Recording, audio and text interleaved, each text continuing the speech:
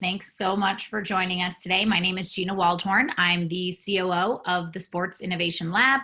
And really only about 8 weeks ago is when we first launched this AMA series in order to facilitate an ongoing conversation with leaders who we felt were looking at the current health crisis as an opportunity for action and innovation. And since we kicked off in March, we've welcomed some truly amazing trailblazers from last week's awesome session with the VP of Media from the LA Rams and the head of content for Yahoo Sports, to welcoming NBA champion Pau Gasol, to venue biometric experts at Clear and Armored Things, to the founder of the Drone Racing League. We're really looking to pull experts from all across and within the sports industry as well as outside to push for change and transformation. And today is no different. We're very honored to have with us Val Ackerman, Commissioner of the Big East Conference. But before I go ahead and kick things off with our hosts, and Val, I'm going to tell you guys how you guys can get involved.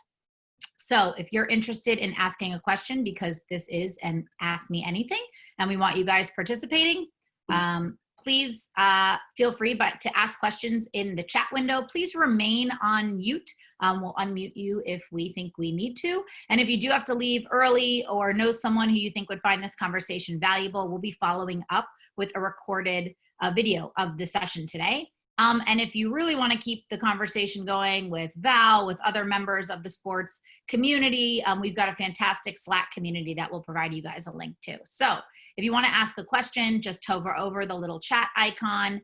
It'll expand your window. You can choose to send the question to everyone, where it will be publicly posted. Or if you've got something you'd rather ask directly to myself or Josh privately that we can then ask Val, you can go ahead and choose to send it to the host privately. Your question will pop up there, and we'll be moderating and asking as many questions as we can today. So with that, let me go ahead and introduce our two co-hosts today. First, Angela Ruggiero, who is the co-founder and CEO of the Sports Innovation Lab, where she truly sets the vision for how the lab can help leading brands create breakthrough fan experiences. Ruggiero is a 4-time Olympian and gold medalist in hockey for Team USA and was the first female non-goalie to play in a men's professional hockey league. Angela has been named to Sports Business Journal's 40 Under 40 list and Forbes' top 25 most powerful women in sport. She was a distinguished USOPC and International Olympic Committee member and executive board member for almost a decade. And she served as the chief strategy officer for the successful Los Angeles bid to host the 2028 Olympics. So thank you, Angela, for coming out of maternity leave to join the conversation today. And with Angela is her co-founder of the Sports Innovation Lab, Josh Walker. Formerly VP of Research at Forrester, Josh stewards the lab's progressive research and introduced the world to the concept of the fluid fan. Josh leads Sports Innovation Lab's client roster of more than 50 blue chip clients to understand how to create breakthrough fan experiences. And as of late, you've probably maybe heard or listened or seen Josh being featured in outlets from Sports Illustrated or Synopsis or Future Sport, as he's become a preeminent voice in what the resurgence of sports will look like, helping to guide organizations on how to bring fans back safely when the time is right. So Josh and Angela, thanks so much for hosting our conversation today with our esteemed guest, Val Ackerman. Val Ackerman was named the 5th commissioner of the Big East Conference on June 26, 2013. She spent 8 years as an attorney and executive at the NBA, was the founding president of the Women's National Basketball Association, and is a past president of USA Basketball, which oversees the U.S. men's and women's Olympic basketball program. She also served for 2 terms as the U.S. representative to the International Basketball Federation. Val has been recognized by Sports Business Journal as one of the most 50 influential people in sports business and received the Women's Sports Foundation's Billie Jean King Contribution Award for significant contributions to the development and advancement of women's sports. Val is currently a member of the board of directors of Women's Leaders in College Sports and the board of director of the Women's Basketball Hall of Fame. She has a long and accomplished career in the sports industry and is one of the few sports executives who has held leadership position in both men's and women's sports at the collegiate, professional, national, and international levels. And let me just add, not only is Val an accomplished executive in sport, she was a 3-time captain and academic All-American on the women's basketball team at the University of Virginia, so leader on the court as well. Val, we're so honored to have you with us today. And with that, I'll turn it over to Angela and Josh to get us started. Thanks, Gina. Today's AMA is really special for me. You just heard Val's background. She is literally one of the best people in sports. She's a phenomenal leader. She's a mentor of mine, someone I absolutely look up to. I mean, she's done so many amazing things. So Val, thank you so much for joining us today. You are I think your voice has had so much influence in sports, both on the men's side, on the women's side, obviously in basketball, but now in your role of Big East president. I'm super honored that you're here. And just to kick us off, what's your day like right now? Obviously this AMA, people have the chance to ask questions, but as a leader of the Big East and you know, having a fundamental leadership position across NIL, which we'll get into, how are you handling today's environment?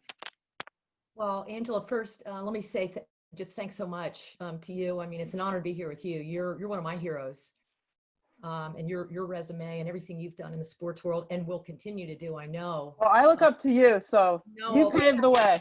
Right back at you, my friend. And Josh, great being with you. And of course, Gina, appreciate those kind words of introduction here. You know, I think we're all living the same life here, just in terms of not knowing what tomorrow or next month or 6 months from now will bring. We're all adjusting to this new Zoom reality. Because of you, Angela, I'm actually wearing a little jacket here. I've got like a little shirt. You look good.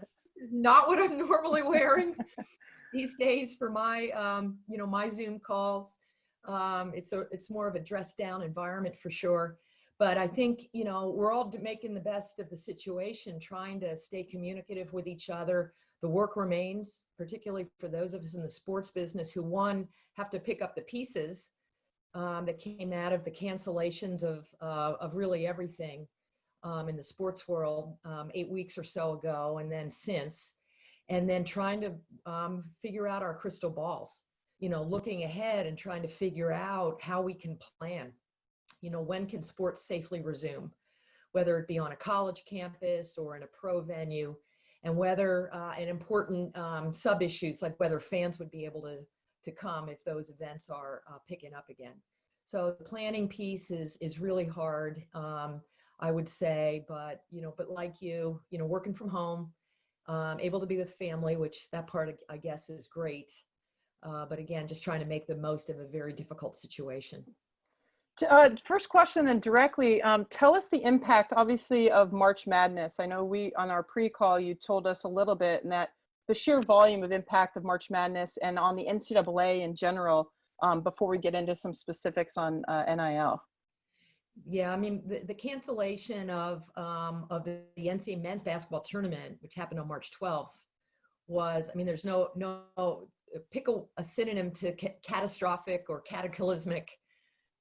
Disastrous. I mean, any one of those will do here. Not only is that a prize national event, it's something I think fans all over the country look forward to every year. They want to root for their team, proudly wear their team colors as long as their team is playing in that event.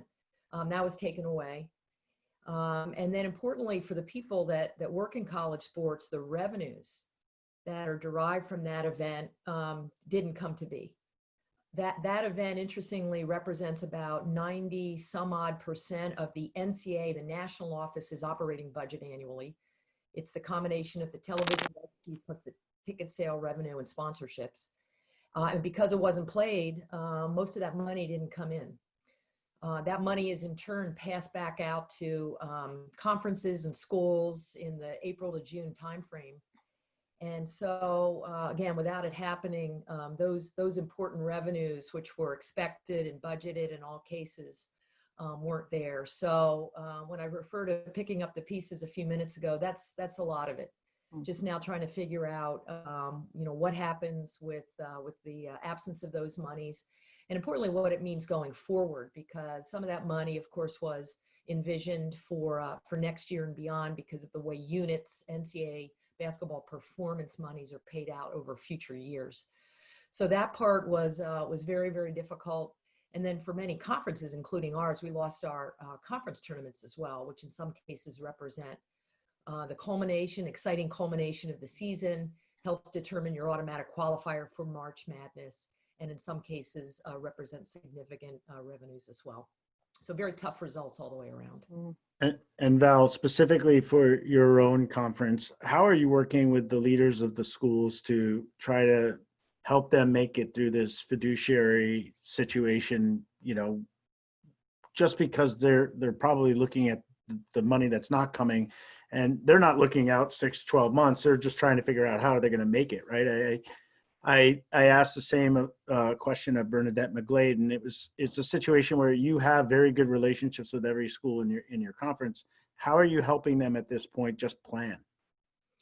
Well, Josh, I'll answer it in two ways. First, as it relates to the financial impact, I'm glad to report that we had that mitigated somewhat in the Big East for a couple reasons. One, we did have pandemic insurance to cover the cancellation of the Big East tournament.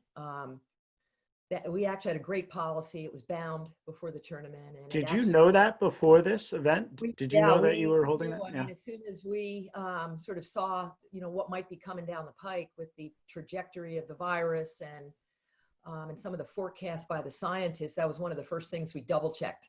Was to make sure that if our tournament was canceled, we would have the ability to access insurance funds. Amazing. And happily for the Big East, that's the case. Secondly, we had some reserves when the conference was reconfigured 7 years ago when I took over. We were able to set up a reserve fund with some surplus revenues from the startup that we've been nurturing for the last couple of years. And we were able to access some of those reserves to help as well. And then on the other side of this, obviously there's cost savings because certain events that you had planned to conduct aren't happening. So for all of our, 12 spring sports, they're not happening, as was the case for all the other conferences. So we had some cost savings there that we're mitigating. So that's one way that we were able to help our schools. And then to your point, Bertie McGlade's a dear friend of mine, commissioner of the Atlantic 10. We've been on a lot of calls together, she and I and the other 30 NCAA commissioners in the last 8 weeks. I just got off a call before I joined all of you. I mean, we are all trying to work together to issue spot, to collaborate on legislative measures. The NCAA is a membership association. The members, so that's the schools, and the schools are organized by conferences to sort of help with the management of policy development and the like. So we've all been on the phone, Zooming like crazy with each other, just trying to figure out how to respond to what happened this year, and then also importantly to help us with our contingency planning for next year. And then we in turn engage our schools conference by conference to get their feedback and to figure out what's most important to them as we develop these new rules and policies. And I know we want to turn to name, image, and likeness. So I'll ask one last question about this situation, then we can turn to your other work. As a former athlete, as a former, head of the different groups that you've run, how do you think about the seniors that didn't get a chance to play and some of the contingency plans to make them feel like they finished their careers on a high note? Well, it's terrible. I mean, just a terrible thing that first our, number of our winter sports athletes didn't get to close out the year, including basketball. I mean, our women's conference tournament had been played the preceding weekend to March 12th, so that was able to get in under the wire. But our men's tournament wasn't completed. The NCAA tournaments for both men's and women's basketball weren't played. The NCAA championships for winter sports weren't completed. So really kind of rug pulled out from under your feet stuff for these athletes. And then the spring sports didn't happen really at all. Some had gotten underway, but not much. So the good news there is the NCAA sort of acted immediately with respect to those athletes, and then decided that the seniors would get an extra year of competition. So they do have the ability, if they want to come back next year and see it through. Some will, I think, because they do want to see it through. Some won't. They will have already decided that they're going to grad school, or they got a job, or they just want to move on with their lives. So as a practical matter, it won't happen to everybody, but I think it was a good thing that the NCAA decided to at least make that opportunity available. And so that, but to your point, terrible way to go out. And I do hope I've talked to student athletes, and I just have told them, those affected, you got to try to find a silver lining in here. I mean, won't be the last tough thing you've confronted in your life. This is where, leaders are made of, responding to adversity and trying to make the best out of a situation. And so internalize it, work it off. And hopefully, you'll take away something from this that'll turn into a positive somewhere down the road for you in your life. I love it. The silver lining, which we're all trying to find today. Before we move over to NIL, I just have a question on, you were president or first leader of the WNBA, president of USA Basketball, leadership at FIBA level. What are the implications or impact at the international federation level, which trickles down at the sport level? And then on the women's side of the game, one thing I'm nervous of is with all these cuts, furloughs, layoffs, the sports that'll be affected the most are Olympic sports, women's sports. I'm just curious your perspective given all your various roles in the past. Well, great question, Angela, and not a surprising one. And you and I, this is probably be a great conversation for you and me offline too. I mean, a couple of quick observations are, one, tough summer, I think, for women's sports at the pro and elite level. I mean, we've got the Olympics gone, right? That's an incredible, those summer games opportunity every year for those great athletes who always shine, in the summer games with those high profile sports like gymnastics and swimming and diving and track and field, not to mention basketball, soccer, the teams, softball. Those team sports. So that's now taken away. Hopefully, we'll be okay next summer with the rescheduling of the summer games in Tokyo next year. The WNBA and the NWSL, the National Women's Soccer League, we're due to have seasons this summer. That's when they play their normal regular season schedules. Those, as best I know, are still on hold. I think I read the NWSL may be looking at resuming practice. But those are two really important windows for elite level athletes, lots of TV, media attention and the like. So that's now kind of uncertain whether they're going to have that chance.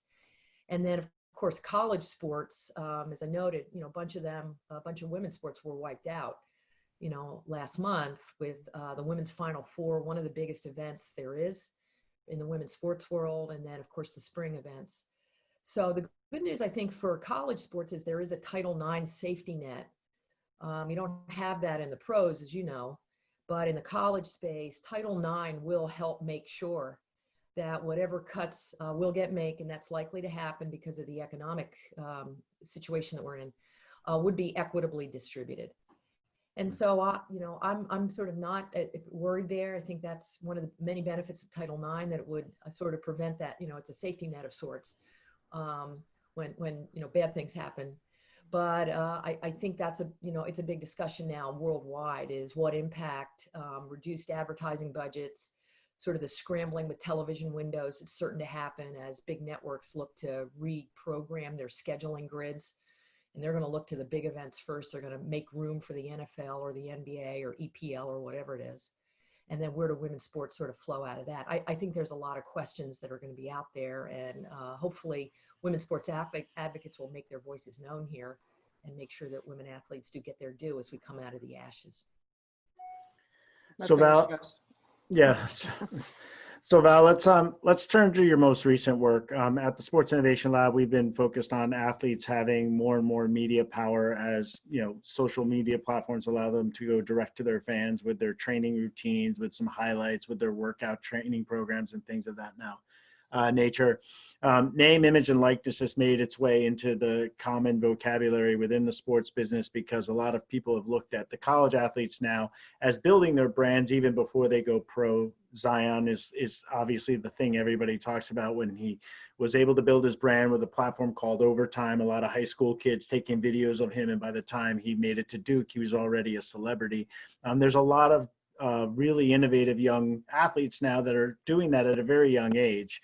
Can you give people the context for what name, image, and likeness is and what your role was within the NCAA framework? And then we can dive into some of the questions I'm sure our audience will have. What I guess I would first do, and maybe to shortcut this, is I direct your audience to read a report that a working group I co-chaired with the athletics director at Ohio State University, Gene Smith. We filed this report, I've lost, I think, last week, 2 weeks ago. Mhm. I'm losing track of time. It was My- last We all are, but it was very recent. Together. Yeah. It was April 28th is all I Yeah. know. A 32-page report. It's available on the NCAA's website, nca.org. If you go under the search bar to find it. We'll make sure everybody has a link to You can that. make sure Okay. your audience has it, but that'll shortcut, I think, the technical descriptions here, Josh, about this bundle of rights that athletes will now have beginning next year, likely. There's an NCAA process that has to unfold in terms of some details and the rules making and decision-making process. But it's our expectation that starting next year, athletes would have the ability to commercialize, their images, their names, their likenesses, in ways that heretofore have not been possible in college sports. There's a long history of that, and there continue to be in the college sports world certain parameters that we want to build this NIL model around. It is a different model than you would see, for example, Angela, in the Olympic world or in the professional sports world. But the basic notion here is that student athletes going forward would have the ability to earn income using their names and their likenesses from third parties. And so you mentioned social media. I would say that was probably one of the biggest drivers of the context here, was this notion that the NCAA has been around a long time, but it's only really been in recent years that non-athlete students have had the ability to take advantage of these really exploding opportunities to earn money because of activities that they undertake, social platforms that they're part of, really to trade in on their personal popularity and marketability. So that's now going to happen under this new framework. So it really is groundbreaking in many, many significant ways.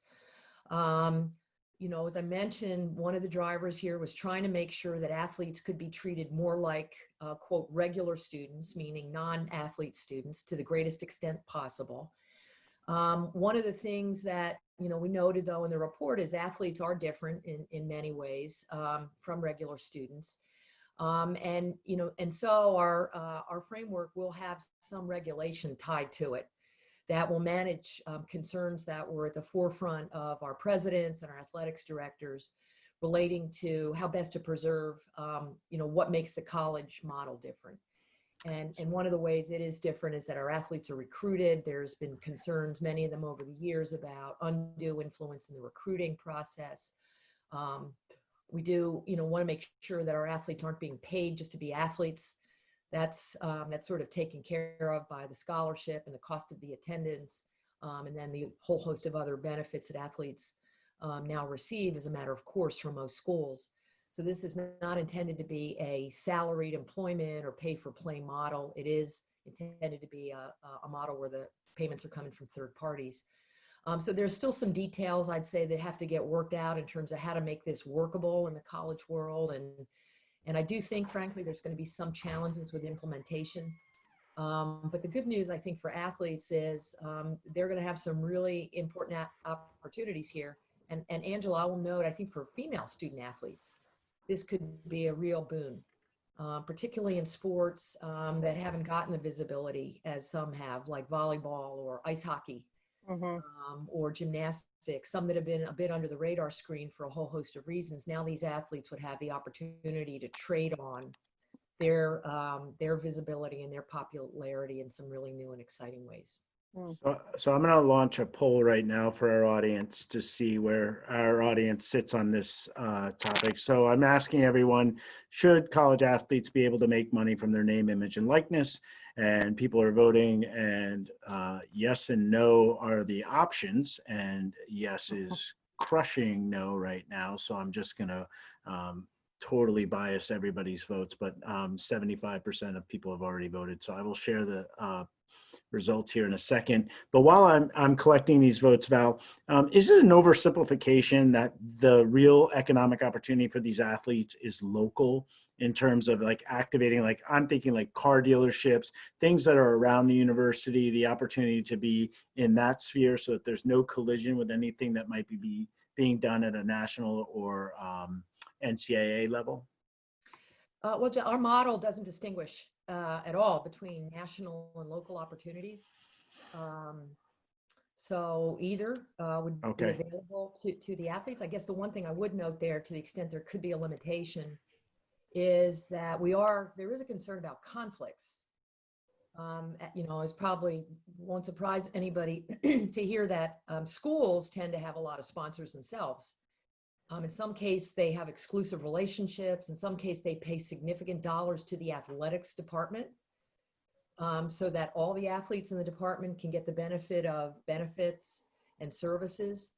And so one of the issues that has to be ironed out is what happens if an athletics department has a major sponsorship arrangement with a particular business partner, and an athlete has an opportunity with a sponsor that's in the same category but competes with that school sponsor. What's the best way to resolve? Sounds like the Olympic debate all over again. Angela, it's very similar, my friend. It's the same model, yeah. There's a lot. How to manage. And so how does that get handled? I mean, Angela, how does that get handled? Like if you're a Visa athlete and MasterCard wants to work with, somebody else on your team, that doesn't happen in the Olympics, right? There's no uniform. It's National Olympic Committee just dictates how they want to apply the rule, if you will. So it's changing overnight, but this is new territory for the NCAA. So one of the things the answer is in the Olympics. The Olympics, as Angela knows, very, very protective of their sponsor relationship. Because the Olympics are not sort of government funded. They rely on those sponsor dollars and philanthropy to pay the bills. So there is a high level of protection about Olympic categories, and the athletes are in fact blocked from entering into arrangements, particularly during the period of the games. And also they're blocked from using Olympic marks. And so this is another area I just would note here. We sort of took a page out of the Olympic book here in making sure that whatever arrangements that our athletes are constructing are going to be for their names, their images, and their likenesses, and would not use an institutional intellectual property. So that's one way, at least, that we're trying to manage the likelihood, if not certainty, of school conflicts, is at least to make sure that if the athlete's appearing in, say, a Instagram post as an influencer or in a print ad or on a TV commercial, it's really about them. It's not about the school they're attending. Those marks are the property of the school, just like the Olympic marks are the property of the US or IOC, OPP, or the IOC. And so there is going to be again, some guidelines there just to separate that out. But again, that's one of the general notion of conflicts is clearly an area that we have to spend more time on. And is there specific guidance being given? I'm sure agents are swarming now saying, okay, here's another market that I can get my hands into that I've had previously, had to stay away from. How do you foresee the guidance in this sort of wild, wild west territory? Well, we're allowing it. Again, we were very eager here to help the athletes. So our framework does allow for guidance. Angela, as you put it, our interest is in that the guidance is related to those NIL activities, and we recognize those could be in some cases complex transactions. If you're a student athlete, you're going to have to learn, and you want to do one of these, you're going to have to learn contract law. You're going to have to do your tax filings. Scholarships and cost of attendance are tax-free. So students, don't have to pay taxes on that. They will have to pay taxes on this third-party income from NIL opportunities. So that's going to require compliance with the Internal Revenue Service rules. They may be starting up their own businesses to mine some of these opportunities. And so these are going to be sophisticated transactions. And so we thought, very easy to decide that they needed help and guidance to make sure that they did what they were supposed to do with these new opportunities, just in terms of the legal and the business complexities. That said, we're trying to figure out, whether there is, some need to manage this in any sort of way. Is there need to be some baseline certification just to make sure that whatever bad actors might be out there could be mitigated in some fashion? What role does the school have or should have in giving advice about these service providers? Might be a little bit of advice, might be good, but you don't really want the school in the middle of this, as I mentioned earlier. So the good news, though, is having advisors is part of the framework. And again, one of the details to get sorted out here is just how far the NCA or any of the schools should go or needs to go in terms of just putting up some protections there. So I'm going to launch another question around the biggest risks to allowing college athletes to make money in this way. Is it recruiting, foul play, academic focus, team chemistry, or something else? Val, when you guys were thinking about this, you just touched on this. Angela and I have talked about this for a long time. What is the Sports Innovation Lab's role in helping athletes that want to go into business with financial literacy or business strategy or even technology, market intelligence, and things of that nature?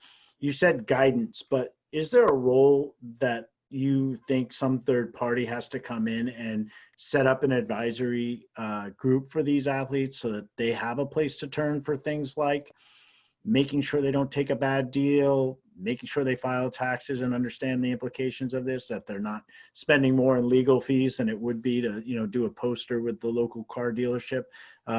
How did you guys address any of that while you were going through this? Yeah, very much so, Josh. I mean, one of the expectations here is that as a first step, the schools themselves would provide some level of baseline programming to their athletes so that they would have some basics on, again, how to navigate the marketplace here and responsibly exercise these new opportunities. So, we would see our schools getting involved in some way, in, again, providing that baseline assistance. And that would be, part of the benefit of being a student athlete. And going to these great schools is the schools have these, educational opportunities available. It could be a class, it could be a seminar, it could be a freshman orientation kind of a program. Yeah. So that's one. Two, I do think you're right. I do think there probably is going to be a cottage business now built around these outside entities that the student athletes could hire to help them. To your point, they would probably have to pay for those services on top of whatever other costs are going to be incurred with, again, the exercise of these NIL opportunities. But I'm with you. I think there could be a real benefit in having these kinds of businesses available for student athletes to access and to guide them. Again, as they try to figure out the do's and don'ts here and how to make the most of these, this brave new world. Well, our audience thinks 58% of our audience thinks that the recruiting foul play is going to be the biggest challenge here. So what now then flipping it, Josh had what could the negative be? I'm curious what you think the positive could be. One comment said maybe graduation rates are higher. Another thought was, okay, they're going to make money, simply could alleviate some of the stress caused with staying in college or just, having schools benefit from them. What's the long-term positive effect of this in your perspective? Outside of just maybe it's the right thing to do?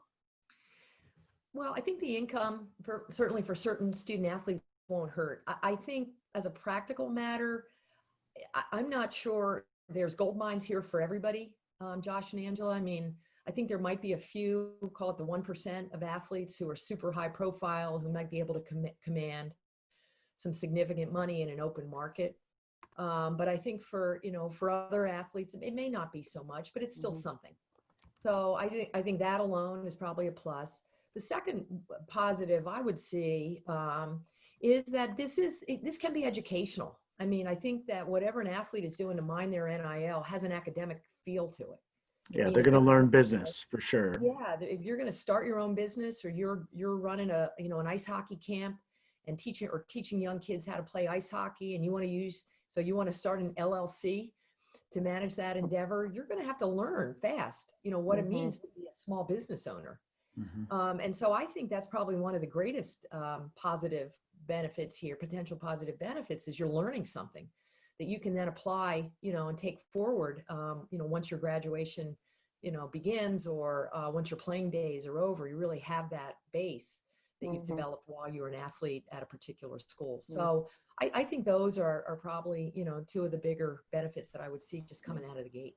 Do you think it'll affect team chemistry, or, it's like the same in the Olympic space? So very few at the top are making big bucks and the majority are scraping by.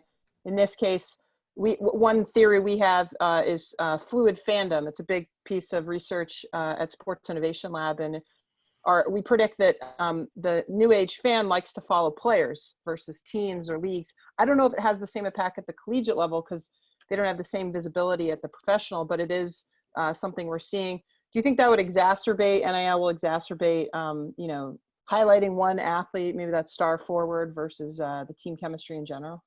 I do. It might. I mean, candidly, the list, Josh, that you put up there, we talked about all those things in our working group, and I think, they're all possible. I mean, recruiting, foul play, academic focus. One thing I think is interesting is, I don't know about you, Angela, when I was playing sports at Virginia, I didn't have time for any of this. I mean, I was just trying to keep my head above water, going to class. I had a hard major. Professors cut me no slack. I had a 2-semester sport in basketball, had a modicum of a social life. So this notion that I was going to have all this free time to spend on this new business I was starting, or what was required of me in an NIL relationship, candidly would have been unthinkable. So I do think whoever's doing this as a student athlete is going to have to figure out how to manage their time to work this in.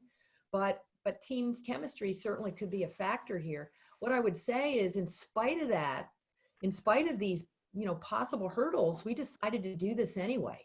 There were all sorts of reasons here, I think, that others may have said, this is too hard.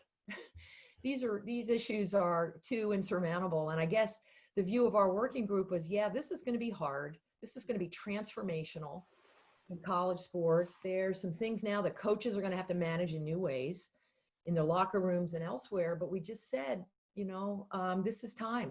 These athletes will have these opportunities, and we'll just go for it. And we'll do the best we can. And if we have to change these changes at some point, or adapt, because some of these issues become really, really, just don't make our system what it needs to be, I suppose we could revisit. But in spite of that, as I said, we decided to press ahead now. Well, If I can, sorry, go ahead, Josh. I was just going to say, I don't think you or I was playing when this camera was with us all the time too. So the idea that you could produce your own sort of, highlight films or films with your friends, and it's like they think of their practices and their workouts and all that stuff as media now. And I don't think they think of it as a side hustle anymore. I think they think of it as all one thing. And so I think you guys did the right thing in sort of advancing the ball here. When you think about all and I'm sorry, Ange, if you have a question, I'll shut up in a sec, what's the advice to the technology companies that think they can push product into this space now? Should they be waiting for you guys to do a few more things, make a few more decisions, push the governance a little bit further? Or is it the Wild West and they should just go forth and try to start doing deals with schools, doing deals with athletes? What is sort of your advice to those sort of entrepreneurial minded people who are like, ooh, the money's going to flow here, I should get involved? Yeah. Well, my answer is, I don't think my advice will matter.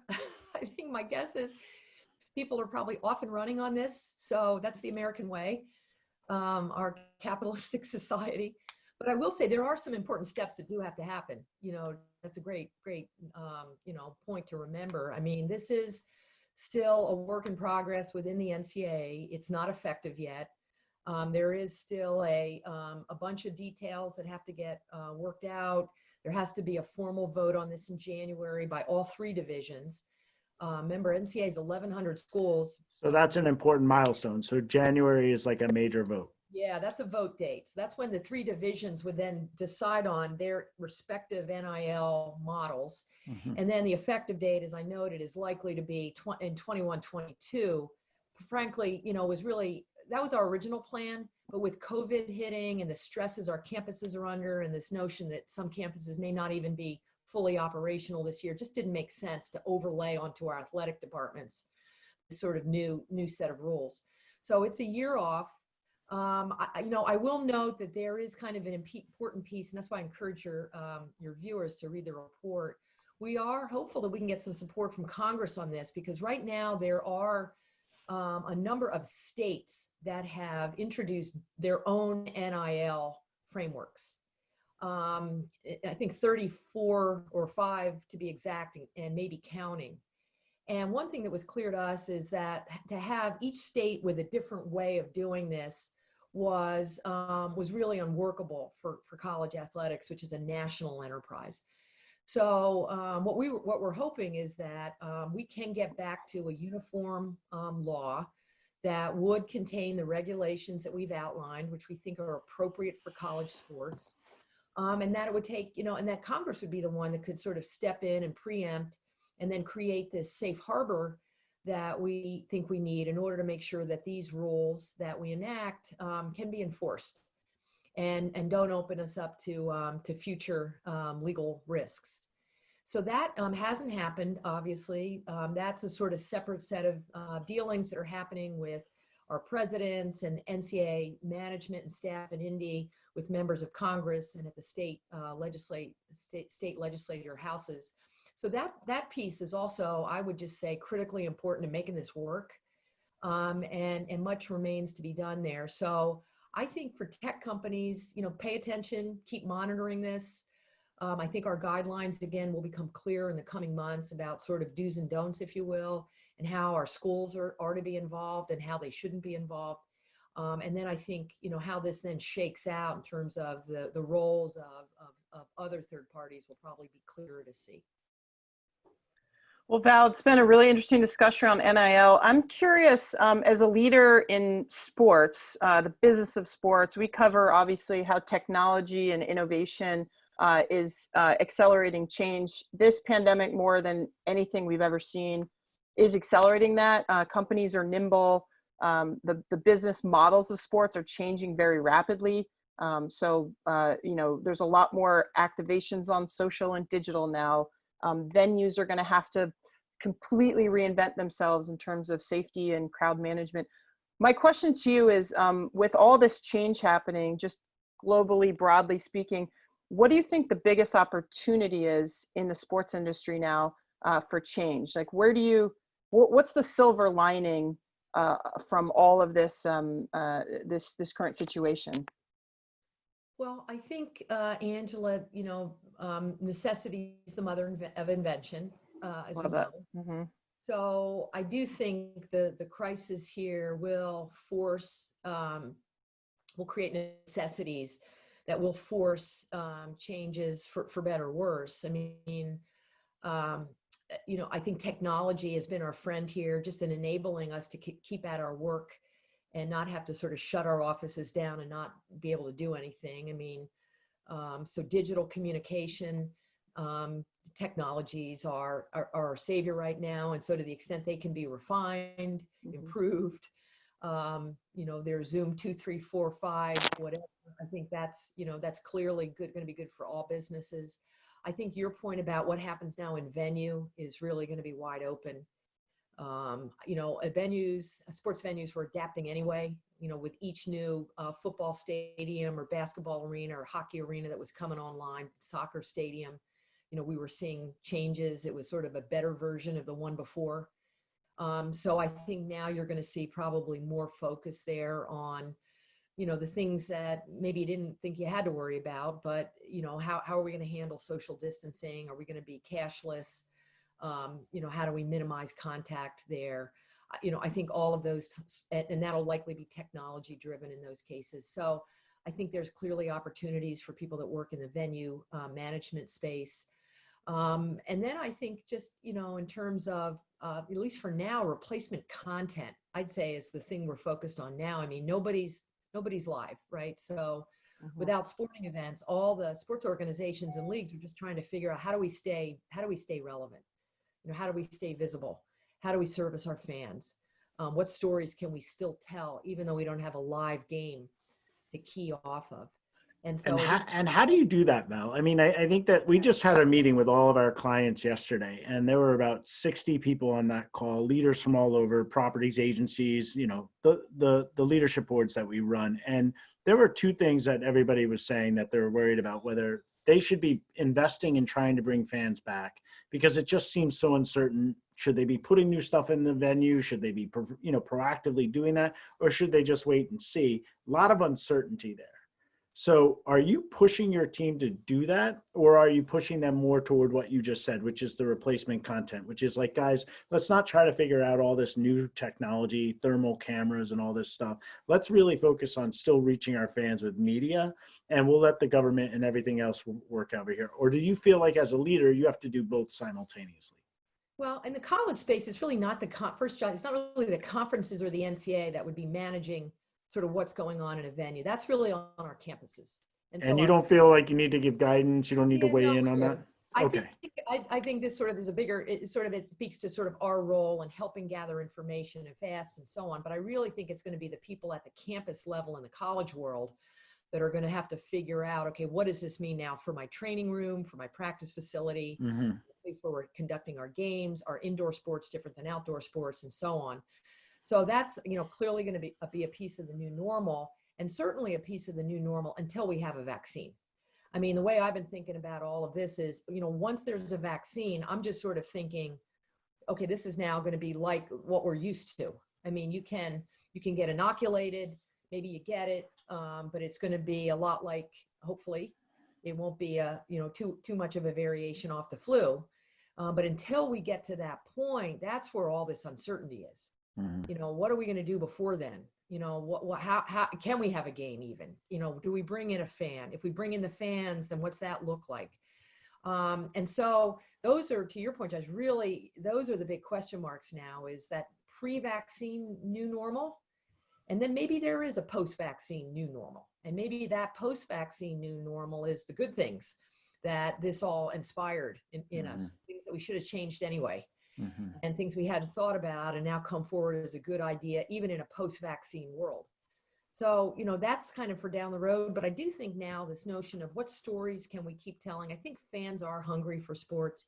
I mean, Absolutely. I'll just say, you know, sports aren't the most important thing in our world right now. There's other things, you know, we kind of pale.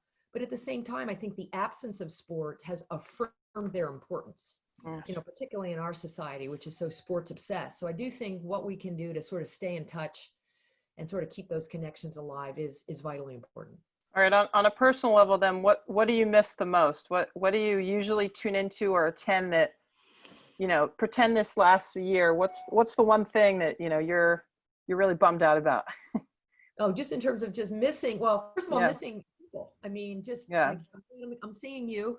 I think that camaraderie. I think that's one of the things about sports, whether you're a fan or whether you're part of a team. Or whether you work in the business, it's a people business. Yeah. You know, it's just like you're all around people. And so that part, just being with friends and colleagues, not being able to go to a sporting events. I mean, losing. What's the event though? Is it March Madness? Is it the WNBA? Is it, you know, I don't know, the Olympics? Come on, you have to pick. Okay, so I got to go with my job here, right? I missed the Big East tournament. March Madness. I mean, I'm just like, I don't want to say, we were looking at 6 or 7 teams. Yeah, we're going to make it to the men's tournament, a few on the women's side. And so not to be able to travel and, you know, have a shot, you know, at that. We had some teams that were really looking for deep runs there. So not to be able to be part of that bandwagon, I think was really a big loss. Well, Val, we really, really appreciate your time today. Super insightful. I know you're in high demand right now, just given your role and everything you've done with name and image likeness, and just in general, keep doing what you're doing, because you've paved the way for so many people. Obviously, women are a big piece of that. But like I said on the intro, I really respect you, look up to you. You've done so much for men and women in sport, and I'm super appreciative that you were able to take the time today and give us your thoughts and about sports, business, and life. So thank you again for coming on our show. Great. Angela, for you, anything, you know that. You're the best. It's always good seeing you. Thanks, Val. Gina, you want to wrap us up here? Yeah, thank you so much, Val. So if you liked today's conversation again and you want to continue networking, business development, finding resources, we've got a wonderful community open to everyone who wants to join. You can click on the link there. We'll also post it in the chat. That's bit.ly.sil/Slack. If you think you have an idea for how you might help create a piece of technology that recreates the experience of being together with fans, we are launching a hackathon taking place on May 21st and the 22nd. We're looking for solutions that recreate the power of togetherness for fans, athletes, and teams when they're going to compete in stadiums where no fans are present. So join with a team, join with coworkers, join by yourself, and we'll put you on a team. A lot of exciting ideas we think are really going to be generated. So please check that out. And then join us. Our AMA series continues next week, where we'll be welcoming senior executives and leaders from both Cisco on Tuesday, May 12th, and the Boston Celtics. On Thursday will be the Celtics next week. So check out our AMA page for all of those updates and more. And a big thank you again to Val, Angela for taking some time away from the little one, and Josh as always. So thanks everyone, and please stay safe. Stay safe. Thanks, guys. Take care, everyone.